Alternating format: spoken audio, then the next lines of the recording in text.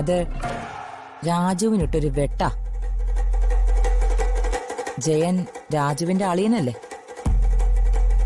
പിന്നെ അവനൊരു പാഷാണത്തെ കൃമി കൂടിയാ. ഈ വക ജന്തുക്കളെയൊക്കെ നമുക്ക് ആവശ്യമുണ്ട്. Okay okay, carry on. ഞാൻ പറയാൻ വന്നത് ഇവിടുന്ന് അങ്ങോട്ട് അംബിക മിനിസ്റ്ററാണ്.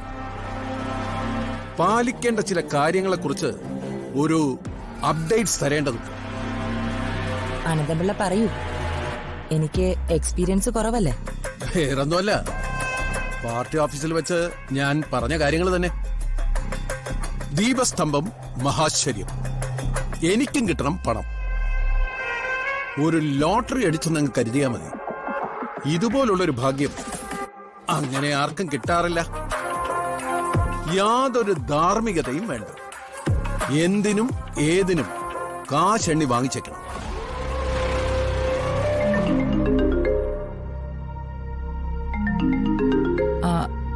ദീപക്ക, ഞാനൊന്ന് അറ്റൻഡ് ചെയ്യട്ടെ. ഓ യെസ്.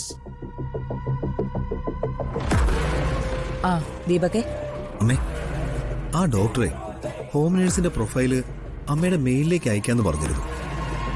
അത് വന്നോ നോക്കിയേ. ഞാൻ നോക്കട്ടെ.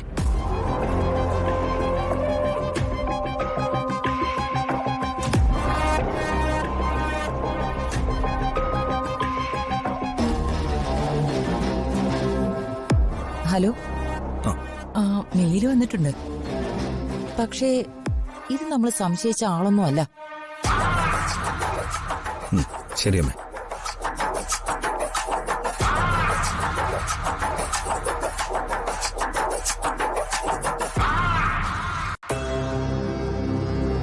എന്താ അമ്മേ? ഒന്നുമില്ല. ഓ, ഞാന് ചില കാര്യങ്ങൾ കൂടി പറയാം.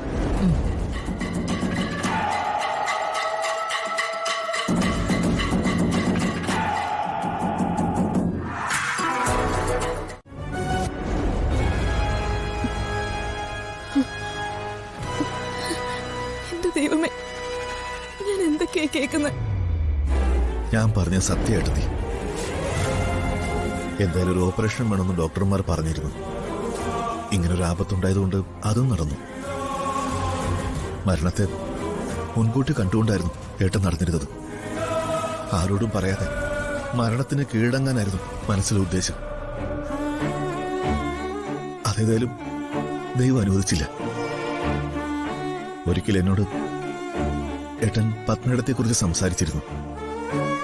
ഏട്ടന്റെ മനസ്സ് മാറണമെന്നും ഞാൻ ഒത്തിരി പ്രാർത്ഥിച്ചിരുന്നു. എന്തായാലും ഒരു കാര്യം എനിക്ക് ഉറപ്പായി. ഏട്ടത്തി തിരികെ വന്നതോടെ ഏട്ടന്റെ അസുഖം മാത്രമല്ല, കഷ്ടകാലവും മാറും.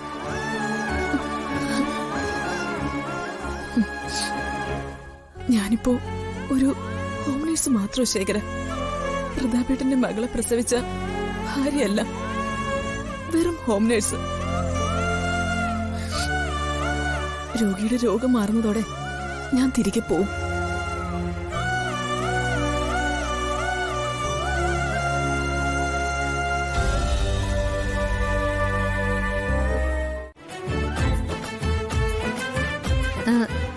ഞാൻ വാരത്തിരട്ടെ ചേട്ടാ.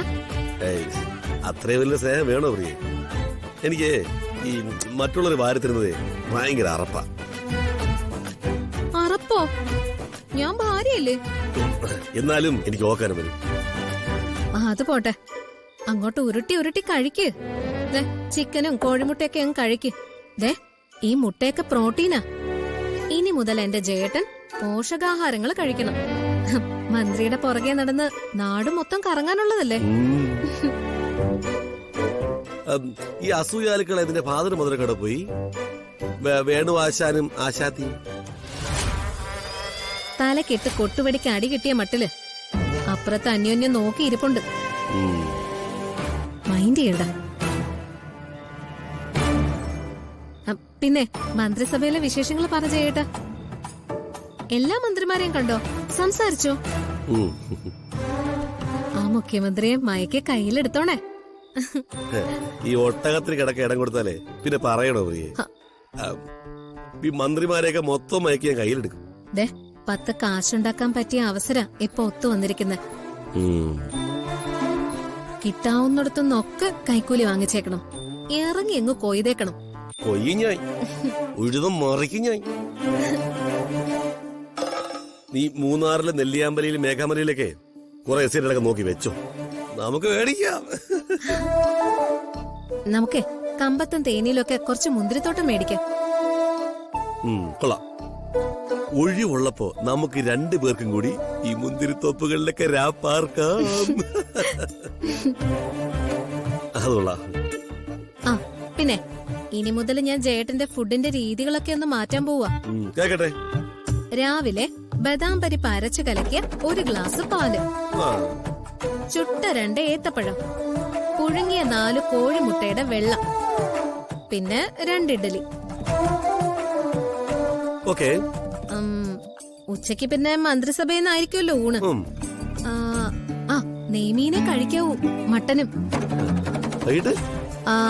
വൈകിട്ട് ഡ്രൈ ഫ്രൂട്ട്സ്, കശുവണ്ടി, കപ്പലണ്ടി, ഈന്തപ്പഴം, മത്തക്കുരു, വാൾനട്ട്, ആപ്പിള്.